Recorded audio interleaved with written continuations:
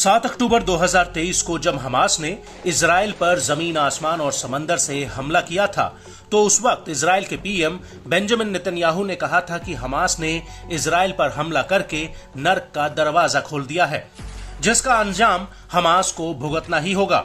और तब इजराइल ने कसम खाई थी कि वो हमास को मिटाकर ही मानेगा, और यही वजह है कि आज पूरा गाजा एक वीरान खंडहर में तब्दील हो गया है। लेकिन इस सब के बीच हमास को बचाने के लिए लेबनान का हिजबुल्लाह भी उत्तरी इजराइल पर लगातार बमबारी कर रहा था। लेकिन आईडीएफ सब्र का घूंट पीकर सिर्फ उसके हमलों का जवाब दे रही थी। लेकिन अब इजराइल ने लेबनान की राजधानी बेरूत में भीषण हमले किए हैं, जिनमें सैकड़ों लोगों की जान चली गई है, जिसकी वजह से इजराइल और हिजबुल्लाह के बीच जंग का ऐलान हो चुका है और इजरायली सेना और हिजबुल्लाह एक दूसरे पर भीषण पलटवार कर रहे हैं।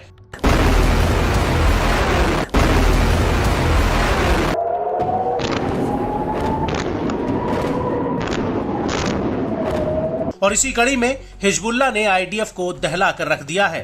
दरअसल हिजबुल्लाह ने 26 सितंबर 2024 को उत्तरी इजराइल पर 2 बहुत बड़े हमले किए। हिजबुल्लाह ने उत्तरी इजराइल पर 2 हमलों में एक ही बार में 130 रॉकेट फायर कर दिए।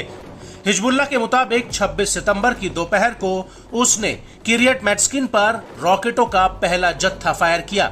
इसके बाद उत्तरी हाइफा में Rafael advance defense system military industry complex पर ताबड़तोड़ रॉकेट बरसाए।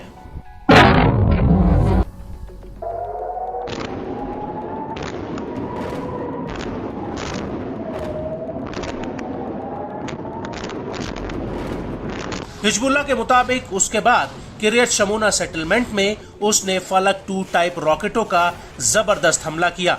और जब हिजबुल्लाह के इन हमलों का जवाब देने के लिए इजरायली फाइटर जेट्स मैदान में उतरे, तो हिजबुल्लाह के लड़ाकों ने उन्हें भी खदेड़ दिया। हिजबुल्लाह के मुताबिक भूमध्य सागर की तरफ से आदलोन की तरफ आईडीएफ के 2 जेट्स आ रहे थे। तभी हिजबुल्लाह ने उनके ऊपर भी मिसाइलें दागी, जिसकी वजह से उन्हें मैदान छोड़कर भागना पड़ा। और इस हमले के बाद आईडीएफ की नॉर्दर्न कमांड के डाडो बेस और अमियात बेस पर भी हिजबुल्लाह ने रॉकेटों का जत्था फायर किया। आपको बता दें कि यहां पर आईडीएफ की 91वीं डिवीजन की रिजर्व ब्रिगेड ठहरी हुई है।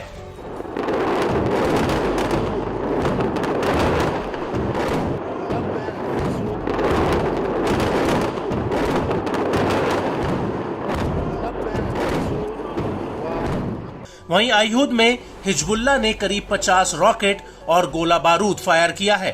यहां तक कि शिमशन बेस पर भी हिजबुल्लाह ने कई घातक ड्रोन से हमला किया।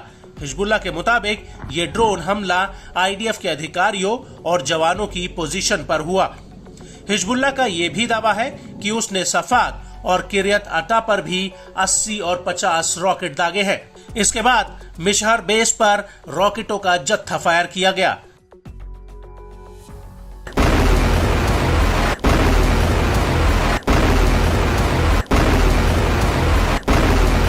इस सब के बीच आपको ये भी बता दें कि इजरायली सेना ने हिजबुल्लाह को एक बार फिर एक बहुत बड़ा झटका दिया है।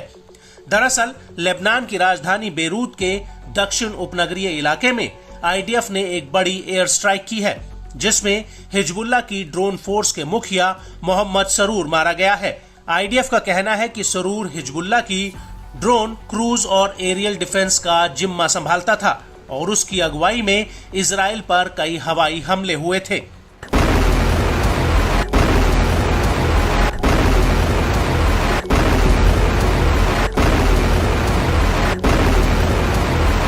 वहीं सरूर की बात करें तो उसने 1980 के दशक में हिजबुल्लाह को ज्वाइन किया था और वो राडवान फोर्स की अजीज यूनिट में था। यहां तक कि वो यमन के हूती के साथ मिलकर भी काम करता था।